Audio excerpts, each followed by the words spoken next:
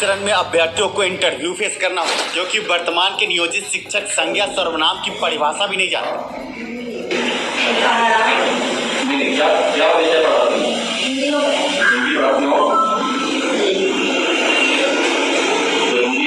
बच्चे को आपको पढ़ाना संज्ञा की क्या परिभाषा है, तो बताइए संज्ञा की क्या परिभाषा है, आप बताइए संज्ञा की क्या परिभाषा है,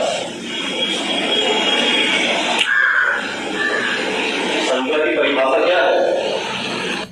सर मान चाहिए ऐसे शिक्षकों को। नाम कैसा ज्यादा संज्ञा की क्या परिभाषा है, क्या पढ़ने मिला है आपको, बच्चों को पढ़ाना है, संज्ञा की क्या परिभाषा है। हिंदी का तो शुरू वहां से करना पड़ेगा ना, तो क्या पढ़ेंगे।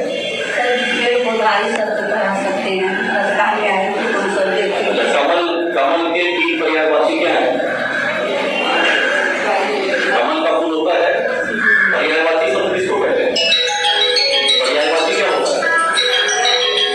आप सुन रहे हैं, कमल के पर्यायवाची और संज्ञा की परिभाषा तक नहीं जानती है हिंदी की शिक्षिका। क्या पर्यायवाची, तीन पर्यायवाची अगर दोनों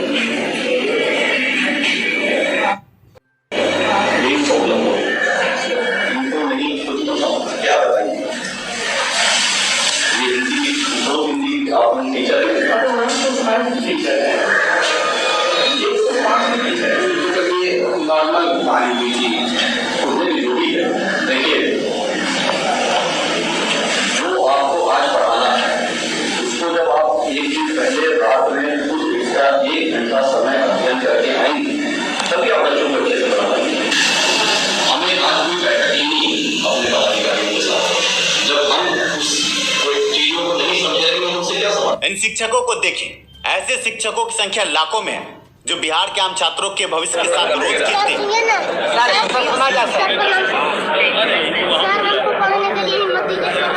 बिहार के आम छात्र मुख्यमंत्री से पढ़ने के लिए हिम्मत मांग रहे, गुणवत्तापूर्ण शिक्षक मांग रहे हैं। ये दुखद परिस्थिति है कि जिन शिक्षकों को स्कूल में होना चाहिए वो गर्दनी बाग में नारा लगा रहे हैं, और झोला छाप शिक्षक आम बिहार के छात्रों के भविष्य के साथ रोज खेलते हैं, और इनकी संख्या लाखों में है। रामचंद्र कह गए सिया से ऐसा कलयुग आएगा, हंस चुगेगा दाना तिनका, कौआ मोती खाएगा।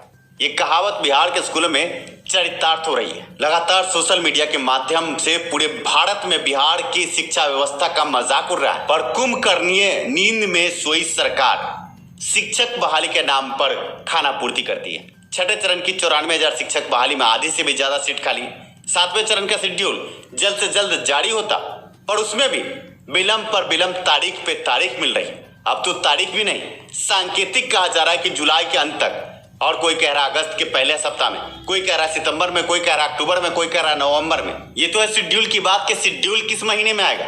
और शेड्यूल के बीच जो खबरें आ रही हैं शिक्षा विभाग से कि 50-50, 80-20, 20-20, आप समझ सकते हैं कि 50-50, 20-20, 80-20 ये सब बातें की नियमावली में संशोधन होगा, और टीटी के अंक और एकेडमिक मार्क्स और तरह तरह के मुद्दों पर आम अभ्यर्थी लड़ रहे हैं। ये ऐसा लगता है कि बहाली प्रक्रिया नहीं, आईपीएल मैच होने वाला है। और इस आईपीएल मैच जो बिहार शिक्षक बहाली नहीं, अब आईपीएल मैच जिसे कहेंगे, आप समझ सकते हैं कि इसमें कई टीमें भी बन गई।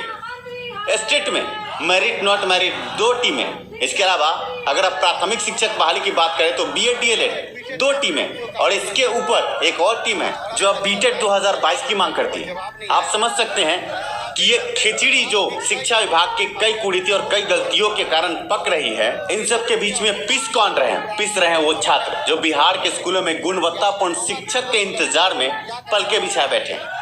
इस बीच में अखबार की खबर आपके स्क्रीन पर है कि अब अपर मुख्य सचिव गुजरात के दौरे पर जाएंगे, और ये दौरा कोई आम दौरा नहीं। आप स्क्रीन पर देख सकते हैं अखबार की खबर की गुजरात में शिक्षा नीति 2020 पर बड़ी परिचर्चा होने वाली है, और इसके बाद पूरे भारत में शिक्षा नीति 2020 लागू करने के फिराक में है केंद्र सरकार। ऐसे में आप समझ सकते हैं कि एक और नया फलसफा जुड़ रहा है।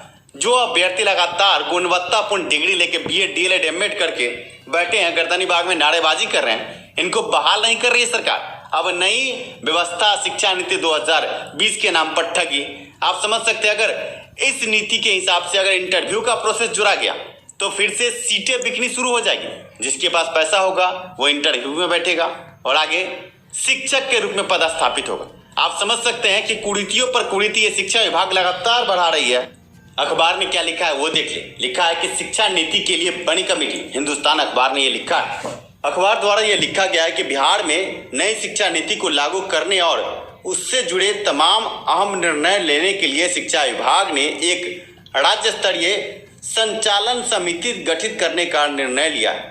अपर मुख्य सचिव दीपक कुमार सिंह की अध्यक्षता में गठित हुई इस कमेटी के संयोजक बिहार शिक्षा परियोजना के राज्य परियोजना निदेशक को बनाया गया है। इसके अलावा शिक्षा विभाग के सचिव, सभी निदेशालयों के निदेशक, स्वास्थ्य विभाग, पंचायती राज विभाग के नामित प्रतिनिधि, किलकारी के निदेशक, SCERT के निदेशक सदस्य बनाए गए। इसके अलावा विशेष आमंत्रित सदस्यों को भी नामित किया गया। इसमें सामाजिक कार्यकर्ता पद्मश्री सुधा वर्गीज, पीरामल फाउंडेशन के पल्लव कुमार और अन्य कई नामचीन हस्तियों को इसमें जोड़ा गया। आप समझ सकते हैं कि अब शिक्षा नीति 2020 की राह पर बिहार। शिक्षा नीति 2020 का विरोध भी आईसा द्वारा किया जा रहा है कि इसमें कई त्रुटियां हैं। ऐसे में दीपक कुमार, अपर मुख्य सचिव बिहार शिक्षा विभाग, जाएंगे गुजरात, गांधीनगर। क्यों जाएंगे? आप देख सकते हैं गांधीनगर की बैठक में शामिल होंगे ACS, अपर मुख्य सचिव के शामिल होने की बात आप देख सकते हैं। लिखा है नई शिक्षा नीति 2020 के पालन के संदर्भ में अहम विमर्श के लिए 1 और 2 जून को गांधीनगर गुजरात में कॉन्फ्रेंस आयोजित किया जा रहा है। केंद्रीय शिक्षा मंत्री धर्मेश प्रधान की अध्यक्षता में राज्यों के शिक्षा मंत्री और विभागीय शीर्ष अफसर इसमें शिरकत करेंगे।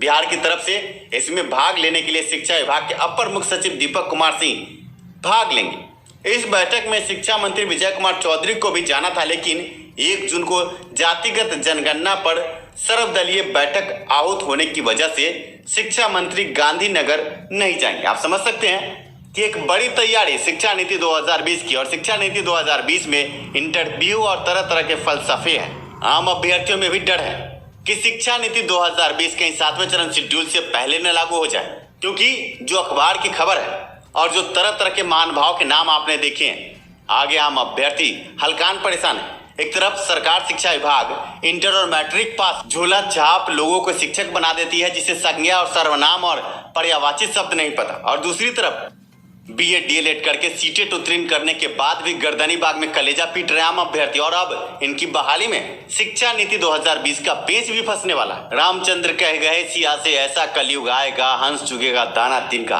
कौआ मोती खाएगा। धन्यवाद वीडियो देख